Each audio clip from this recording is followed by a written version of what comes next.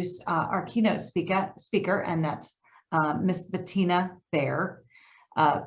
Bettina has been teaching full-time at Ohio State since 1998. And yes, there is a little bit of an Ohio State thing going on here today. During that time, Bettina had the opportunity to develop and deliver coursework for computer science topics at all levels. Prior to that, she was an adjunct lecturer for smaller programs in Denver, Colorado, and in Central Ohio. And she has taught and developed curriculum for business and computer science degree programs. Prior to her career in academia, Bettina worked in industry for nearly 20 years. This real-world experience is somewhat unusual at a research institution like Ohio State, but it's given her a unique and valuable perspective on the practical aspects of the material that she teaches. She is consistently one of the top-rated instructors in her department and very engaged with students at the undergrad level. She's received recognition for teaching excellence at the Computer Science Engineering Awards Banquet, and she has received many awards for her work encouraging the recruitment and retention of women and underrepresented minorities in computer science.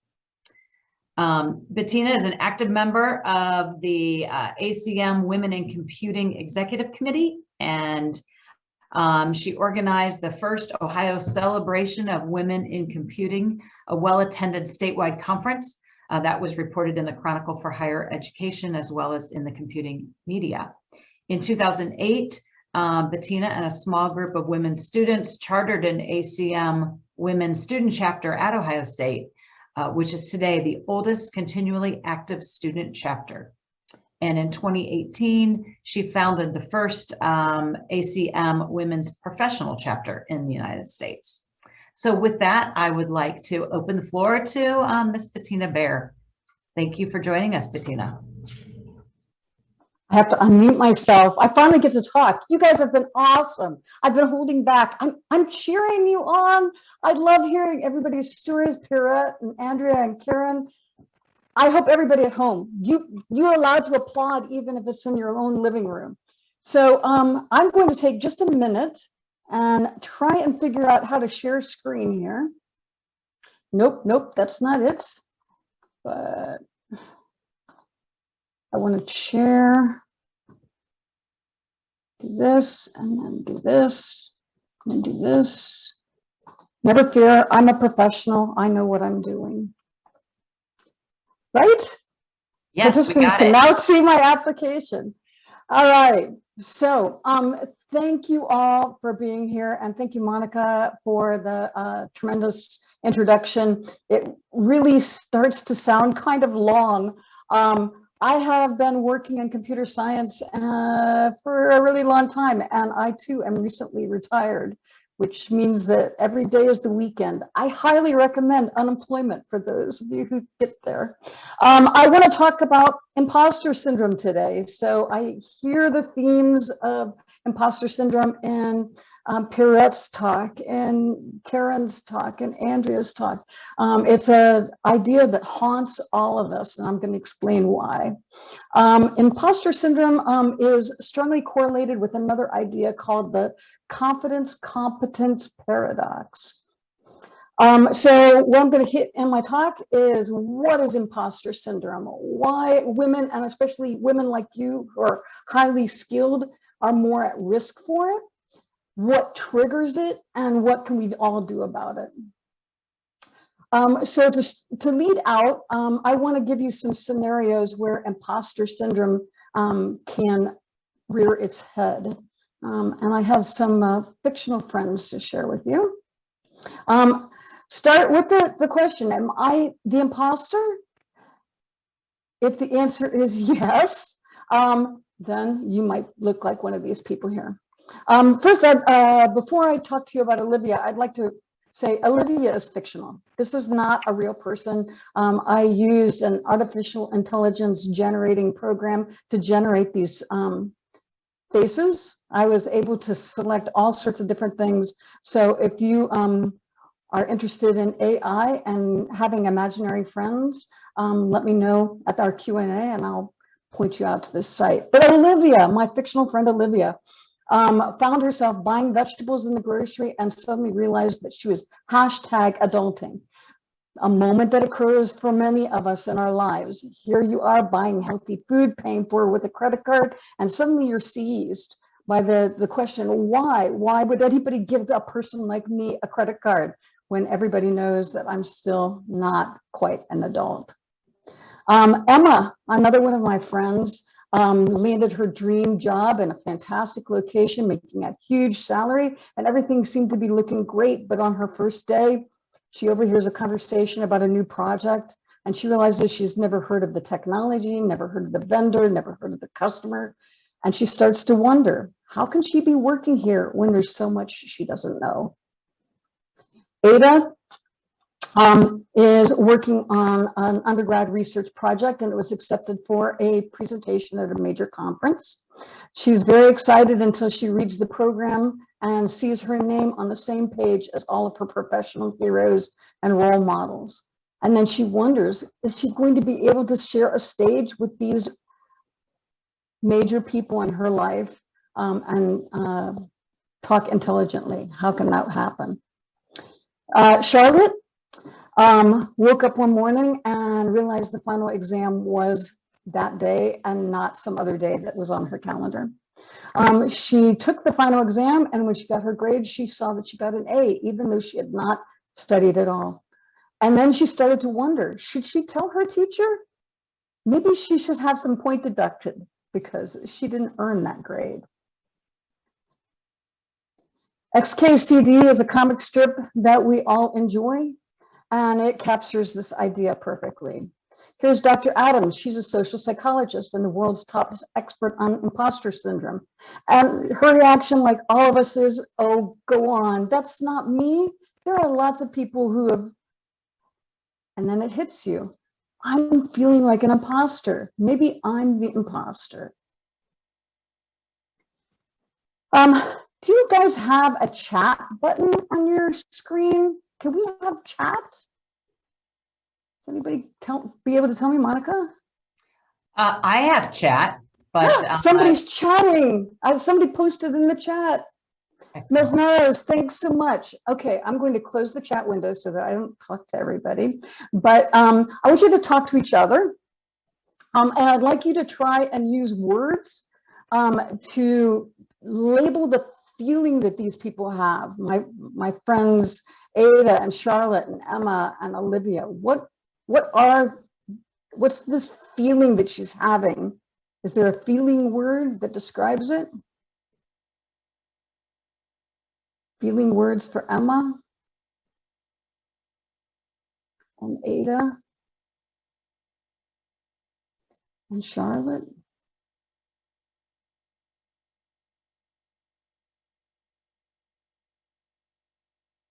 Let's see if we agree. How about these feeling words? Sad, scared, worried, anxious, surprised, alarmed, discouraged, unhappy, confident or not confident, insecure, annoyed, irritated. So putting labels on feelings really helps. The root of it, though, is what we're here to talk about. Imposter syndrome. It's so convenient to have a computer that can just spit out definitions for us. Imposter syndrome, the persistent inability to believe that your success has been legitimately achieved. It's the feeling of being a fraud, that everyone's smarter or better qualified. And everyone gets it. Some of you have talked, Karen talked about balancing work life with home life. A lot of us have had children. We all have, I think, this experience of taking your very small, fragile human home from the hospital or wherever you got it from and thinking, oh my God, how can somebody trust me with this small life? Everybody who's been a new employee walks in the door feeling like they don't know anything and everyone else is so smart. Even teachers, I've been teaching for 20 years and I still wonder, how can I be teaching these subjects when I barely understand them myself?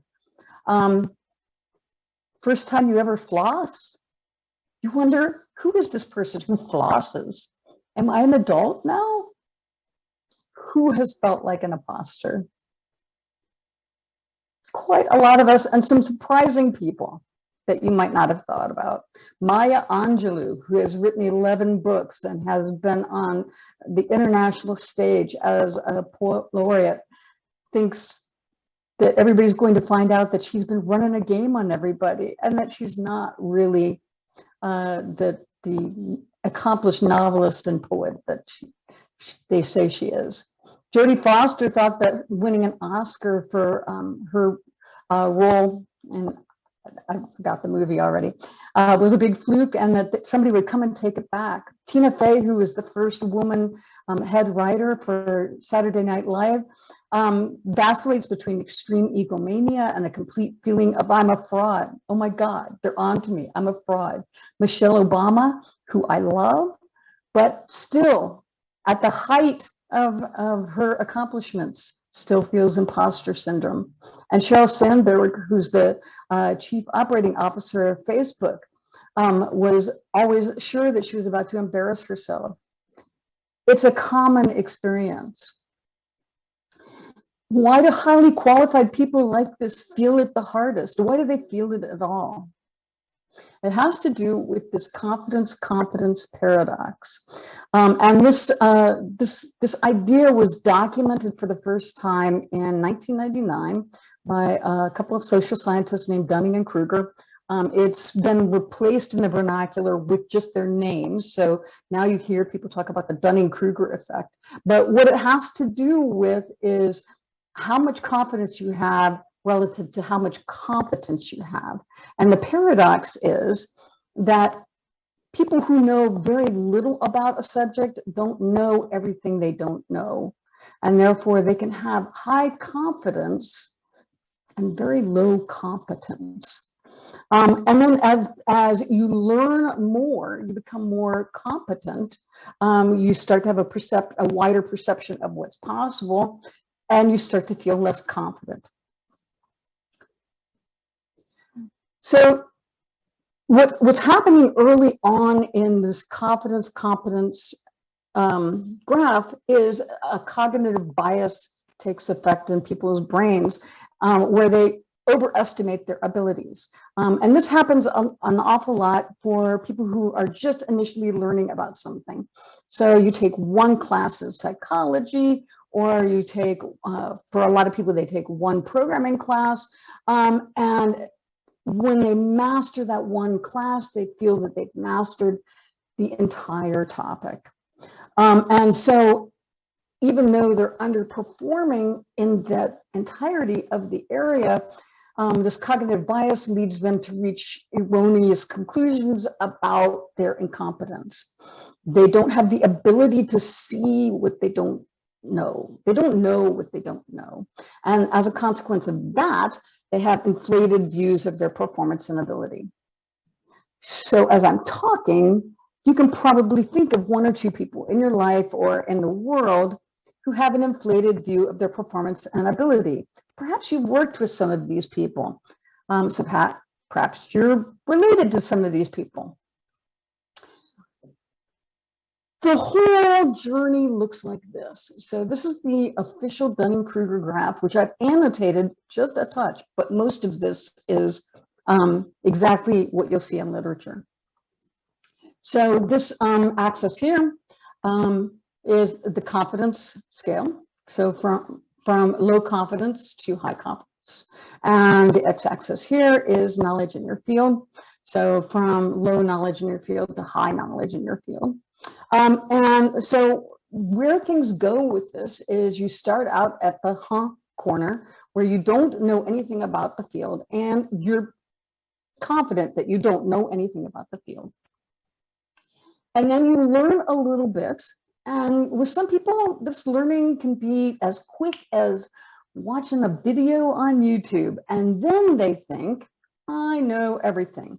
When in fact, there is a whole lot of things they don't know. These people are the know-nothings, and this spot on the curve is actually, and I am not making this up, called Peak of Mount Stupid, which I love as a label for a social psychology sort of idea. So at the peak of Mount Stupid, you think that you've got it all figured out, and you should start probably teaching other people about how to do things. But then what happens is if you get to this peak of Mount Stupid and continue to accumulate some knowledge in the field, you eventually reach the point where you can perceive everything off to the right there, and you realize that's a lot of stuff. And it was kind of hard to get here, and maybe you're never going to get here. And so this, and again, this is legitimately what it's called, and I'm not making this up, the Valley of Despair. I love these evocative terms. Gives you a real flavor of what's happening here. Push through the Valley of Despair, and you start to see the light. You start to perceive where you're going. Things start to come together. It starts to make an entire picture. And right about here, when you have high knowledge in the field, you can confidently say, it's complicated. What I knew here was vastly simplified. What I know now is that it's fractally complex, but this is sustainable. I know how to learn more. I know what I don't know, and I know how to continue my education and understanding here. Okay, so high points, peak of Mount Stupid, Valley of Despair. We're in here somewhere. If you are in the Valley of Despair, I have good news for you. There's only one direction but up. You're already in the Valley of Despair. It can't get worse. Hooray! It's never going to be worse than that. So just keep pushing through. And the next point on your journey is the slope of enlightenment. Your goal is the plateau of sustainability. Oops, here we go. So, why does this happen to us?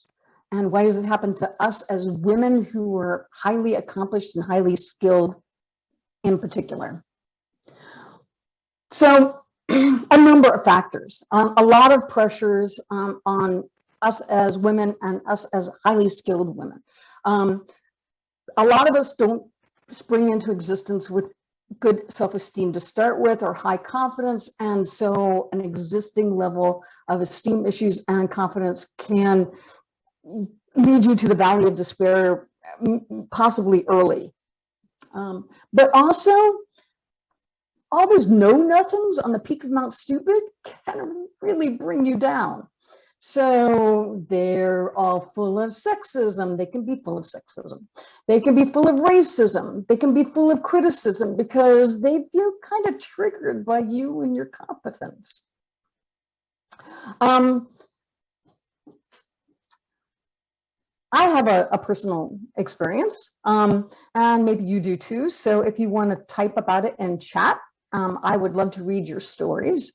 But my story is that I have had an unusual number of bosses who try to make me feel bad about being competent. In the early days when I was working in industry, I would have bosses say, you know, Bettina, you have a really big vocabulary, and you're really well spoken, and you seem to get to the heart of problems really quickly. Stop doing that. You're making everybody else feel dumb. If you want to be a team player, you've got to dial it back. Use simpler words. I had a boss say this to me. Do not use words with me, a boss telling me, do not use words with me that you would not use with a fourth grader. That was a challenging job. So I probably couldn't have said challenging, but if you've got stories about somebody who made you feel bad about being incompetent, I want to hear your stories too. So the flip side, the opposite of imposter syndrome, is entitlement syndrome. That's people on the peak of Mount Stupid who think they know a lot, but they don't. often they think they know a lot because they should know a lot. And so this correlates in my experience, and I recently started to think maybe this is a sampling error. I realized that in my personal experience as a woman in computer science, that I have always worked with a lot of men, mostly white men. So in my experience, in my sample, a lot of my entitlement syndrome case studies have been correlated with the group of people that I'm most likely to work with. It might not actually work that way, but they are definitely people who don't know what they don't know, who feel entitled. Being ambitious, being an ambitious woman who's high achieving can cause cognitive dissonance in sexist people. So they're not quite sure how all of this stuff happened, but they're pretty sure that we cheated somehow. So it reveals itself in comments like this: how did that woman get a promotion before me? I had a colleague say something like, we can hire women computer scientists for our department, but we're not going to lower the bar just to have women computer scientists. And you're left thinking, wow, that is an obviously sexist thing to say, because why would you correlate competence with gender like that in a sentence in front of a whole bunch of people?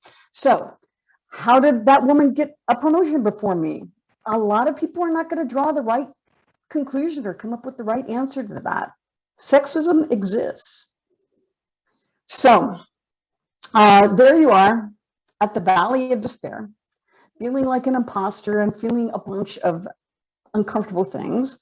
What can we do about it? So we're going to flip the script from all of this uncomfortable stuff, try and get into something more proactive and positive. Name your feeling. So we've already had the exercise of naming feelings. You've got all of those same words you can use. So when you're starting to feel that, sometimes for me, it feels like a tension in my chest. Sometimes it's a tension in my head. You can name it. You can say, oh, I'm feeling like an imposter here. And then you could start from that point and pull together a bunch of other things and ideas to make yourself feel better. So you can say, well, I'm feeling it because it's normal to feel like an imposter sometimes. I'm feeling it because I'm a new parent, I'm a new employee, I'm a new student, I'm trying something new. I feel like I'm transparent. I feel like everybody knows that I'm a fraud. Put these things in words that you're describing the feeling so that you can address it. It doesn't help you if you're trying to deny that it's there. Sometimes you have to say, I feel this because somebody is being mean to me and it's not fair. Somebody is being sexist or racist to me, and that's not right. But these feelings exist separate from the reality. So, okay, I have these feelings, now what? Remember that the opposite also exists. Some people are feeling super confident when they're new, and those people are wrong because they don't know what's going on yet. They don't have all of the information. You know, a person who watched a YouTube video and found out that murder hornets are causing hurricanes might be really convinced that that's true with very little supporting evidence. You're not like that because you already have more competence. So you're not there, but what can we do about these feelings? So Michelle Obama, have I mentioned I love her? She's so cool, just in everything. She says, here's her secret, and it goes like, she's been at every powerful table that you can think of, nonprofits and foundations and corporations, and she's been at G summits. Oh my God. And her secret is that she's found out that those people are not that smart. So she's got that inherent sense of what that confidence competence curve looks like. And when people are shouting about their competence and they can't back it up, you learn to recognize it. Whoops. You can give it time. So that guy who said that we can hire more computer scientists who are women, but not to lower the bar, one day he just disappeared. Nobody talks about him. Well, we did talk about him before he disappeared. There was some conversations about what are we going to do about that guy, because he's clearly missing the boat on women's equality and equity and inclusion and just a whole bunch of things. So sometimes those people just go away. They reveal their own incompetence or their low self-esteem that they're masking with overconfidence, and this catches up with them. You can outlast them, or you can go do something else, which is also a perfectly legitimate thing to do. Some people are just not worth dealing with. And if they have a big confederacy in your organization and they're all getting together to form some sort of bully group to make you feel bad, there are other places you can go and be valued, guaranteed. I loved hearing everybody talk about their accomplishments today. You can say it. You can say that you're good at stuff. You can say things like I do, that I have the highest student evaluations in my department. You can say I don't have sales figures. You can say my sales figures are higher than anybody else's. You can say these things out loud. You can say things to your friends. You can write these little notes on Post-its and put it on your bathroom mirror, but know that you have value. Repeat it over and over and put your accomplishments in quantifiable terms. Being a nice person is great, but be explicit about what makes you nice, or what makes you good, or what makes you a valued employee, and put it in active voice rather than passive voice. Honestly, people like knowing that they're with other accomplished people. So sometimes it's nice to say, yay me, I got the grant. I got into grad school. You can have a fun mantra. Mindy Collins might not fit you. I'm not even going to read it out loud. It's not my thing. My mantra, or so says my daughter, is with great stubbornness, all things are possible. So I'm a sort of a push through, be a bulldozer kind of person who gets there. You should be thinking about what your mantra might be. It could be Mindy Collins. It probably fits for some of you. Another thing you should do like today is start making an inventory of your strengths and your weaknesses. I assure you, there are both. You have strengths, you have weaknesses. Put names on them and start thinking in terms of what you can do about these weaknesses. So here's how it worked for me. One of my strengths is I'm a big picture person. So I have a tendency to come up with a giant solution to things without thinking about the details. How are we going to get to that giant solution? I don't like thinking about those details. I have a goal. So my weakness is details. I don't like thinking about those details. So what I love is to find somebody who does like to think about those details and partner with them. And I've created some great working relationships in my department by finding those people and saying things like, would you help me? I am bad with details, but you are great with details. Would you mind proofreading this thing? And sometimes those people come back and they go, I've noticed that you have a lot of big ideas. So how can we work together to make your big ideas into reality? Those are great partnerships that make use of my strengths and their strengths.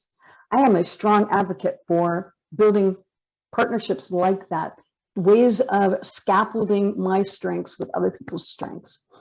Starts with an inventory. What are you good at? If it's not public speaking, find somebody who is a good public speaker to work with.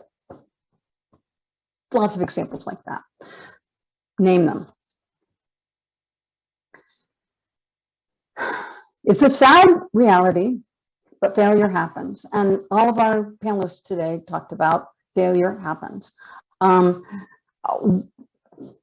of Karen, I think it was, you were talking about your father's advice from Teddy Roosevelt about a failure happens.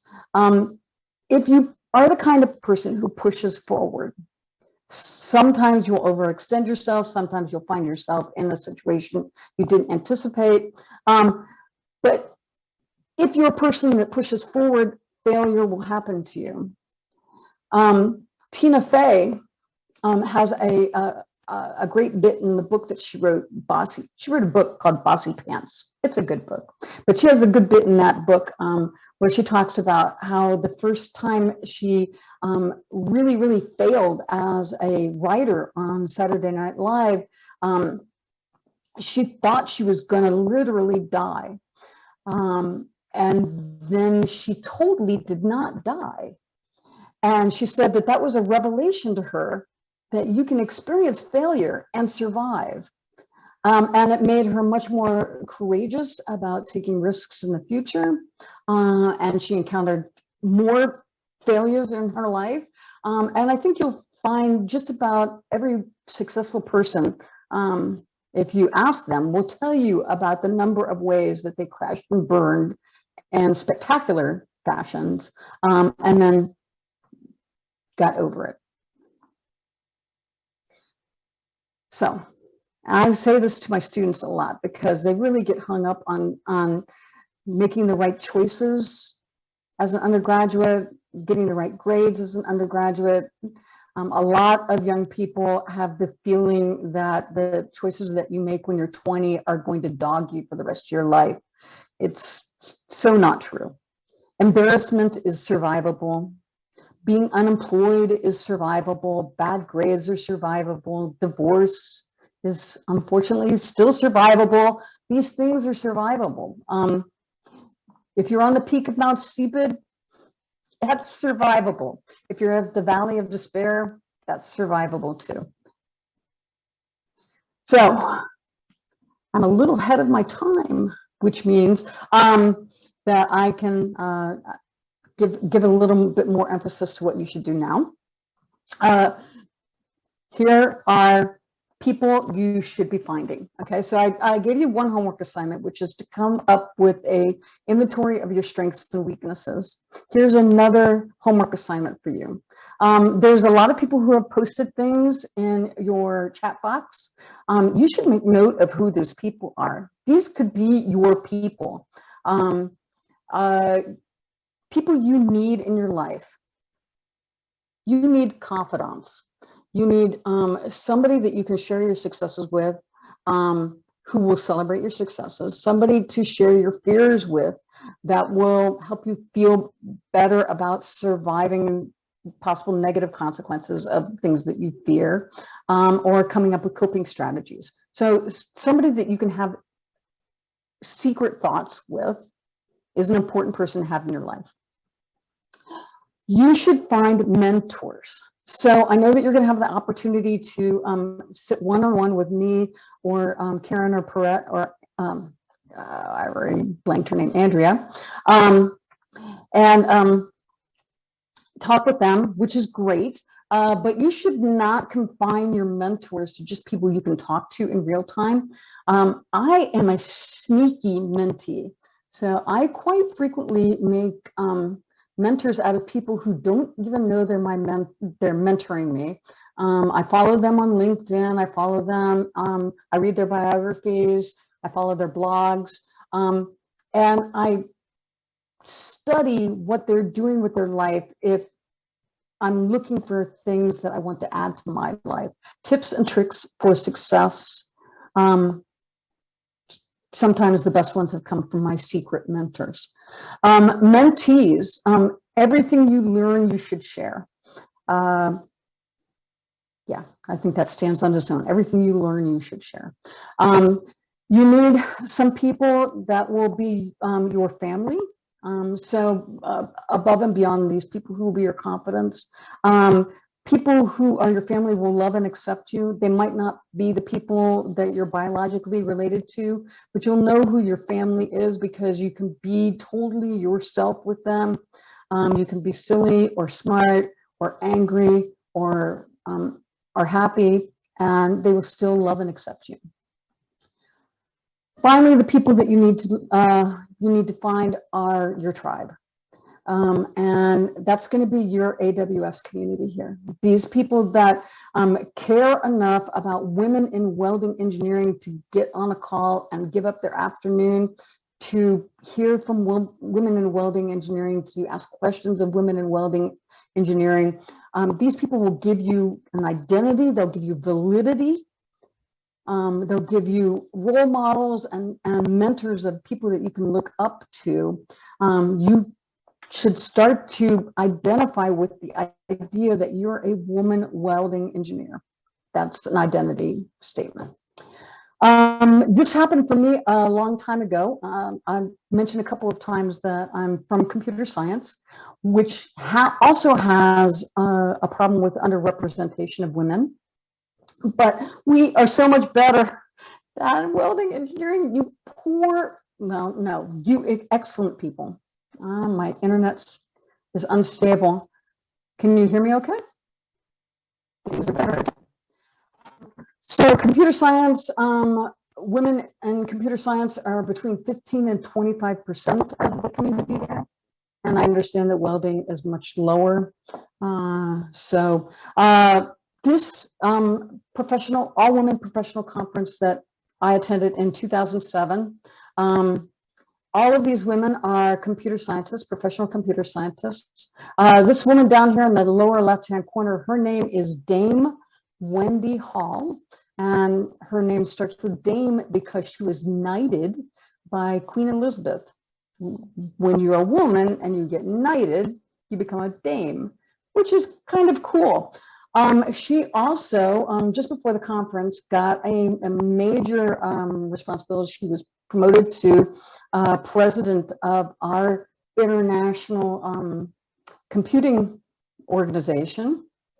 And we got to this conference and we were having a great time. We were listening to research being done by other computer scientists, and we were listening to technical talks, and we were listening to panel conversations just like you guys are now.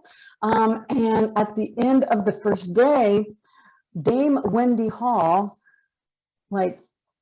blew us all away by jumping up and going, "Who's for drinks?"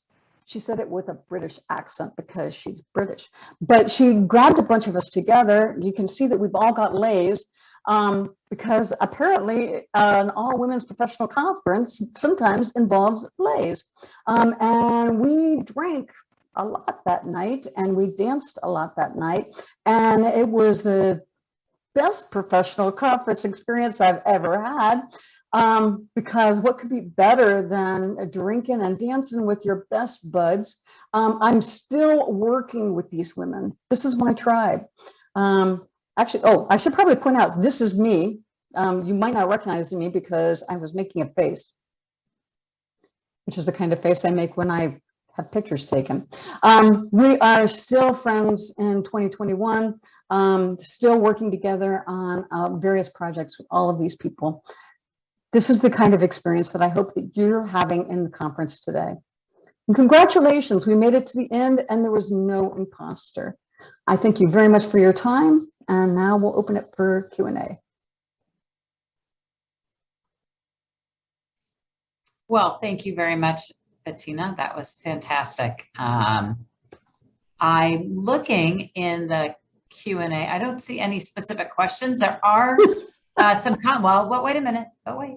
There were No, a that's lot okay. of comments in the chat as you were saying, if you have had an experience and to share. And so I don't know if you have the ability to look at the chat, but maybe we want to just maybe want to react to some of the Oh, I am reading them now. This is good.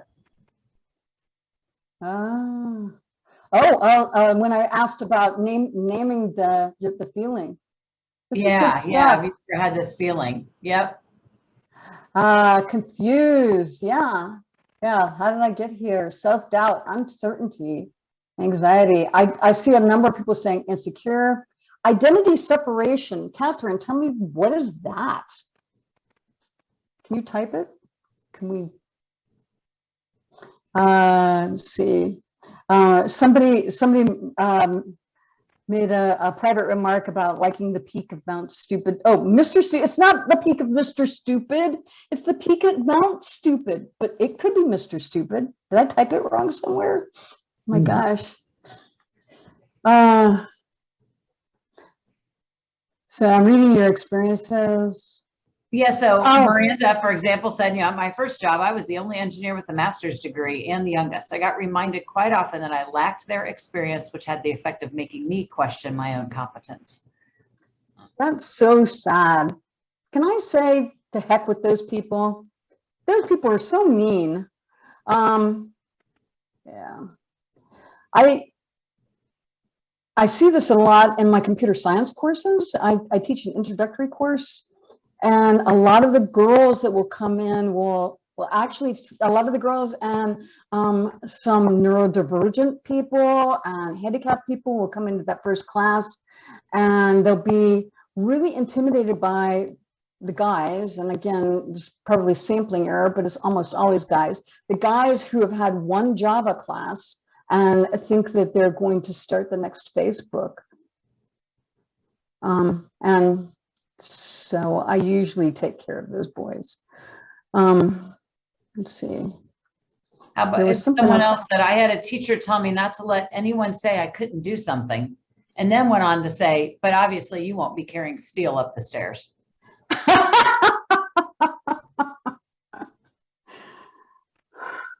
They try hard, don't they?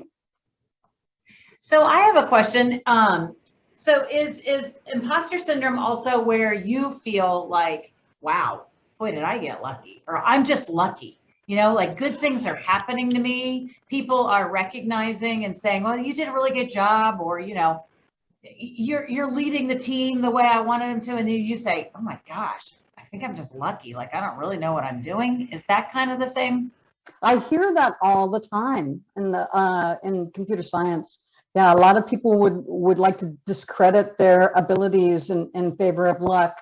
And, a little bit of that's, internalized sexism or internalized esteem issues.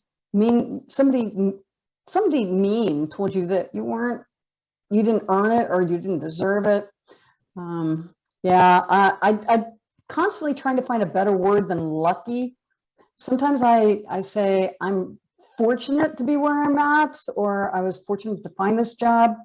But if you think that you're lucky, it was because you were really prepared for an opportunity. So where preparation meets opportunity, a lot of people call that luck. It's not.